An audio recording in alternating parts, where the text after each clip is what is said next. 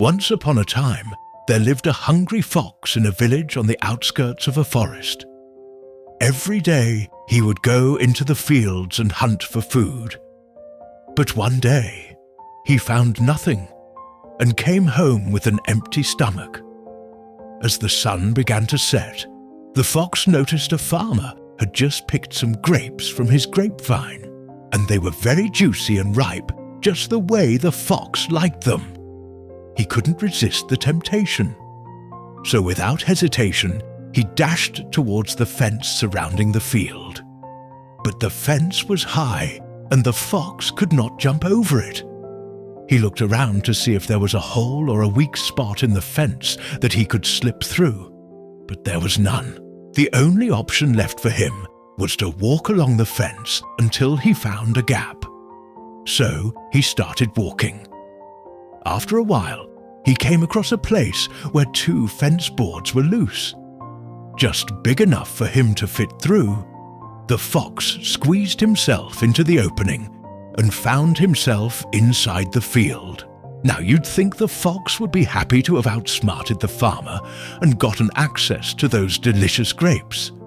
But no. As soon as he saw the bunch of grapes hanging from the vine, he realized he wasn't going to get to them. They were far up in the air and out of his reach. He tried jumping up as high as he could, but he was too short. Then he tried standing on his hind legs and stretching out his paws, but still he couldn't reach them. In fact, he couldn't even get close to them. The more he tried and the more he failed, the angrier he became. So he sat down beneath the grapevine and started glaring at the grapes. "I can't believe I'm so close yet. I can't get any," he muttered angrily. "It's not fair. I should have those grapes." At this point, the fox felt desperate.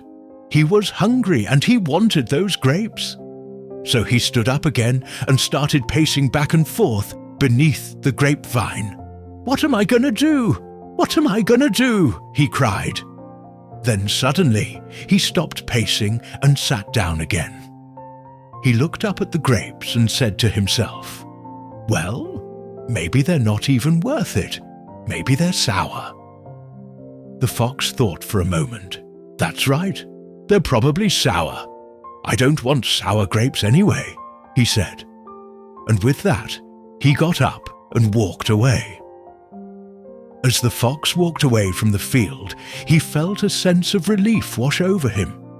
He told himself that it was for the best. Those grapes weren't worth it. They were sour, and he didn't want sour grapes. In reality, though, the grapes weren't sour. The farmer had picked them that afternoon because they were ripe and sweet. They would make excellent eating. But the fox didn't know that. All he knew was that he couldn't reach them, and that made him angry.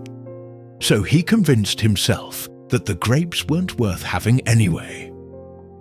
He convinced himself that they were sour, even though they weren't. He did this to make himself feel better about not being able to have them. When the farmer returned to his field the next morning, he found the fence damaged in several places, but he didn't worry too much about it. He simply repaired the fence and went on with his day. He didn't realize that a sly fox had managed to sneak into his field and try to steal his grapes, and he definitely didn't realize that the fox had actually outsmarted him. You see, the fox had known that the grapes were sweet and juicy, and he had wanted them badly. But when he couldn't get them, he became angry and frustrated. Instead of trying to find a way to get the grapes, he chose to convince himself that they weren't worth having. He chose to make himself believe that the grapes were sour and not worth eating. This way, he didn't have to feel bad about not being able to eat them. This is why sometimes it's easier to dislike something that we can't have. We convince ourselves that it's not worth having. For example, let's say you're at a restaurant and you see someone else enjoying a delicious meal while you're hungry, you might start to feel jealous and bitter. It's easy to start hating that person's meal and convince yourself that it's not even good, even though deep down you know it is. Sometimes when we can't have something, it's easy to dislike it. But before you dislike something, ask yourself, is it really not worth having? Or do I just feel like I can't have it? Because sometimes what we think is not worth having is actually exactly what we want the most. The moral of this story is, sometimes it's easier to dislike what we cannot have.